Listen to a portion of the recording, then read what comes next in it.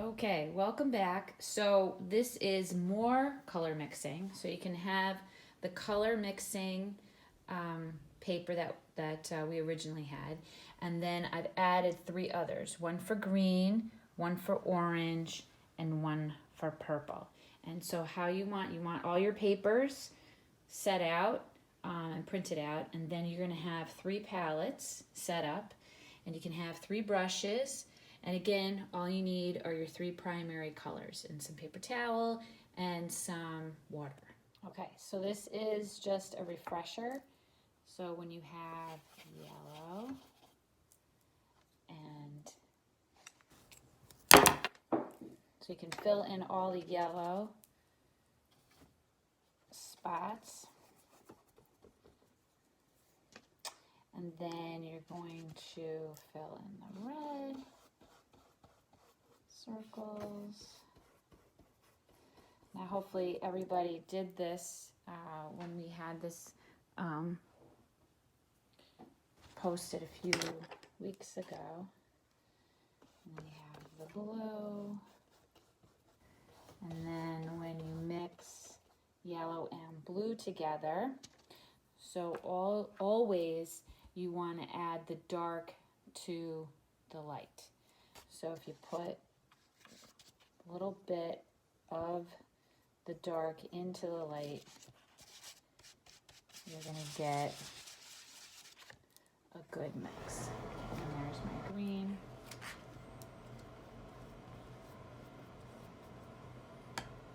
And now now this is the light to the darker color. So I'm going to add my blue to the red.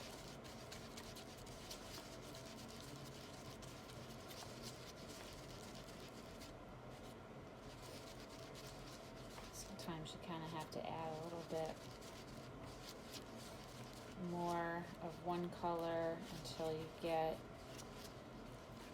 the right mixture of the colors.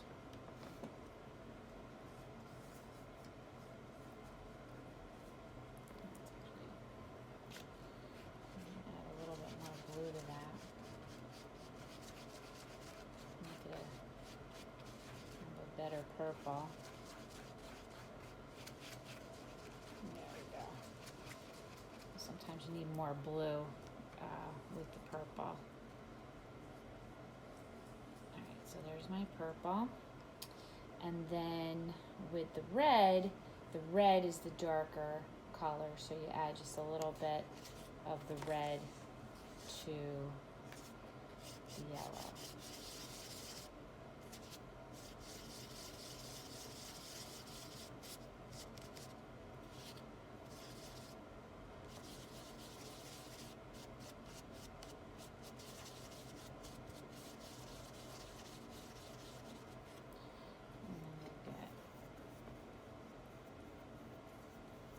You'll get your orange. Okay, so these are the three colors that we're going to now use and see what happens when we add the primary colors to them. All right, so now we're going to start with purple and what happens when you add certain things to purple. So I'm going to fill in my colored circles with my purple. And as you can see, I have my purple right there that I made with the red and the blue. And now I'm going to see what happens when I add purple to yellow. So I'm going to get some more. I'm going to clean my brush off.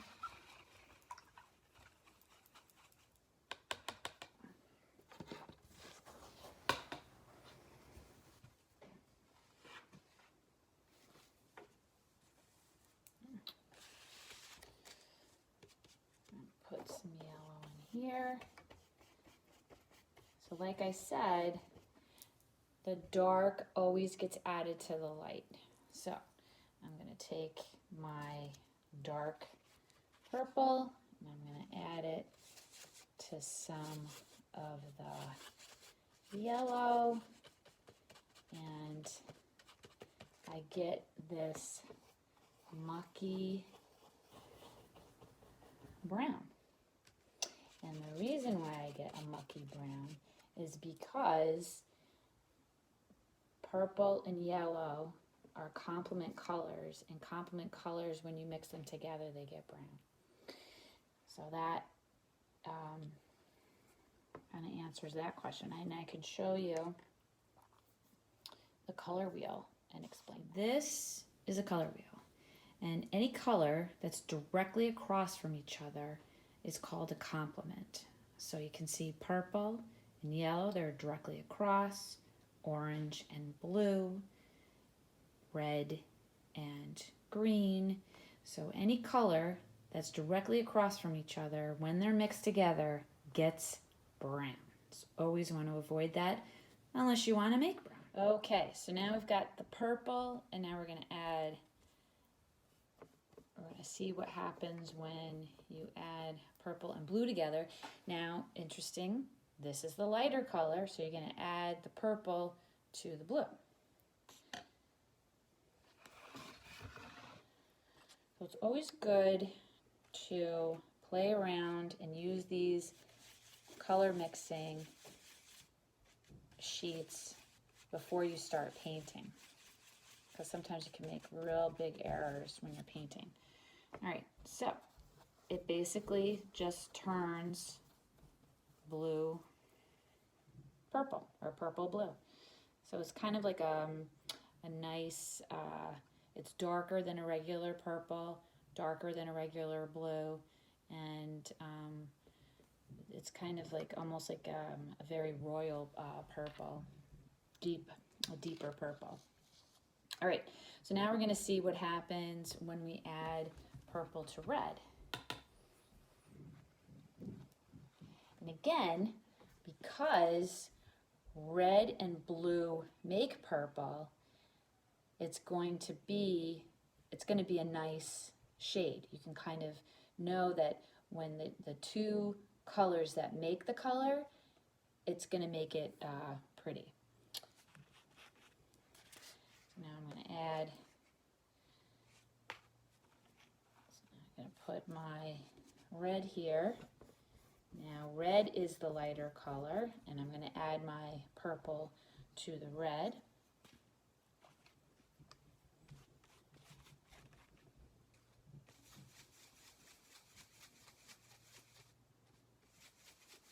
And you almost get like a magenta color.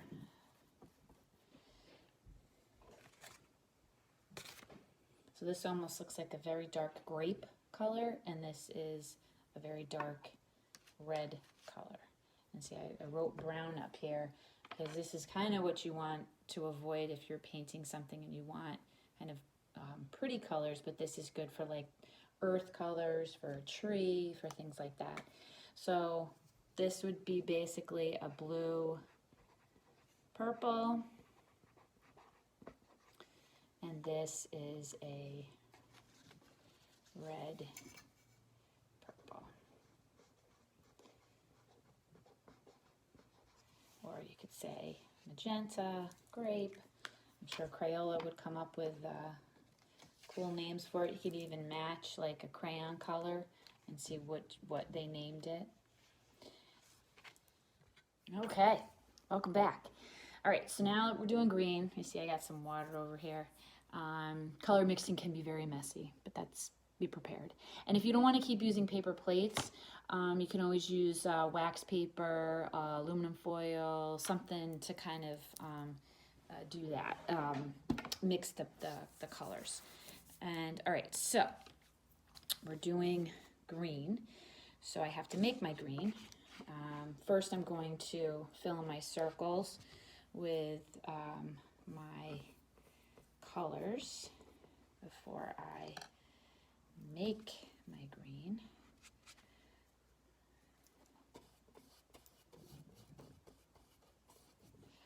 And if you can, it would be good to get a color wheel.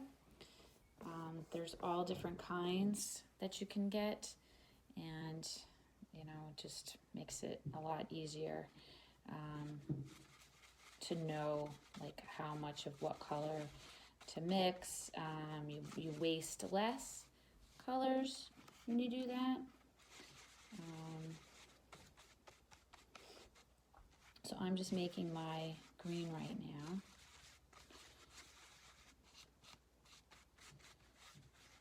Right, so I'm gonna put a green here, here, and my green here. All right, so now if I add green and yellow, so I'm gonna add the darker to the lighter, and if I do that, I get sort of a lime, I get a lime green. A lime green. And if I add green and blue together, I'm just gonna get a blue-green.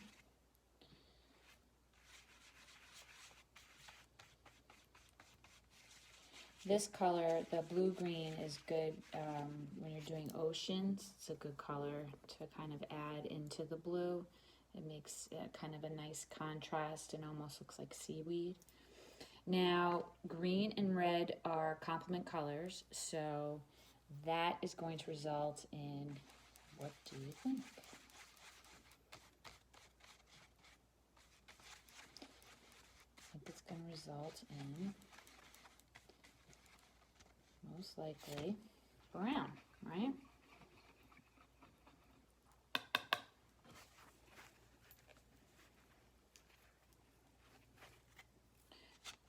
So when you get brown, again, like we did with our yellow and our purple, it's because we have complements. So you always want to be careful of that and getting that sort of brown color, unless you want it. But again, these are complement colors because they're across from each other on the color wheel, so they're going to make brown. So then when you add green and blue together, it's a blue-green, and then when you add yellow and green together, it's a yellow-green. All right, so then our next one is, okay, welcome back. So I filled up my chart. So I have my yellow, my blue, my red. These are my primary colors, and this is my secondary color, orange. So now I'm going to add the orange to the yellow, and like I said, the colors that you use to make a color, it's always going to look nice. So if you ever want to make a picture and you want to make it look without brown or having it become mucky or muddy, which would be brown unless that is your point, always stick with the primary color that's making the secondary color. So you can always stick with like making a nice picture if you have red, yellow, and orange. Now you'll see what's going to happen when we mix those colors. So again, the dark to the light color.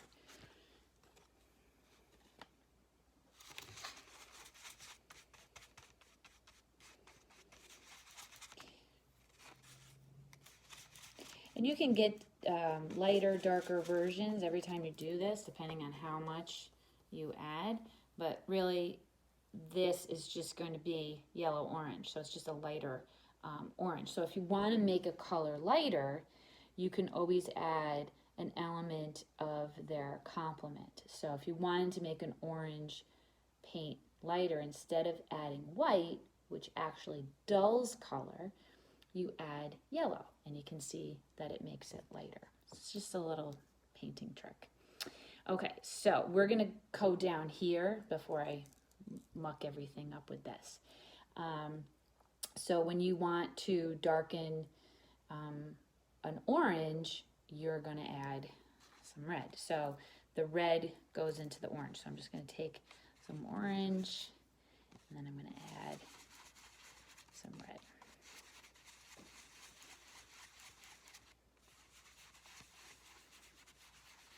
And it really darkens that orange. So you can see how, if you look at these two colors, this is a darker orange to this. This is a lighter orange, and I didn't even add white. And you never want to add black.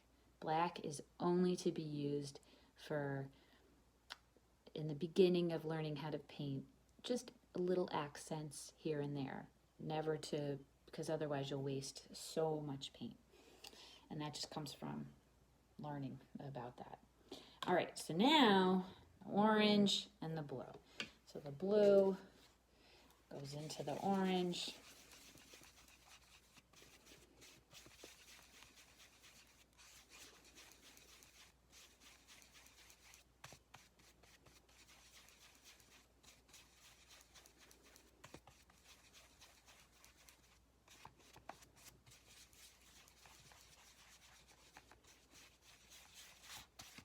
And we get this very mucky, like brownie, green brownie color. It's actually not as bad as when you mix the yellow and the purple or the blue or the red and the green, but it's still, again, out of all these colors, if you're wanting to make a pretty picture, you're going to stick with that and not go here unless you really want to have this sort of mucky color. All right, so I hope you have fun with the color mixing, and I'm actually going to show you how to feather in color as well. So when you're painting a picture and you want to blend colors, you want to be able to feather in the colors. And I'll show you a painting that I did that kind of is an example. So if you look at the colors here, you can see that there are layers of different colors.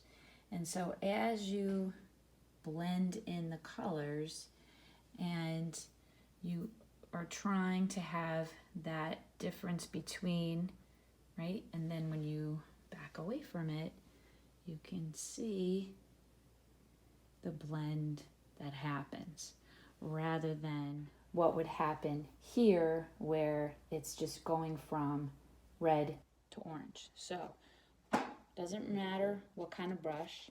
They do make specialty brushes that are shaped in a feather, like a fan. They're called fan brushes, but you don't need it. Any old brush. It's really technique. So you don't want to hold your brush like this. You want to hold it kind of like you're conducting. And you're just going to very gently move along that line that you've created and then just smooth it out. And then the colors will blend in. And you just gently just go back and forth, and you can see that slowly it just blends into the next color. And there's not such a huge definition between the colors. So you can see that now, if you're creating a sky, and initially there was this big defining line across, and now when you go in and you just kind of gently go back and forth and blend,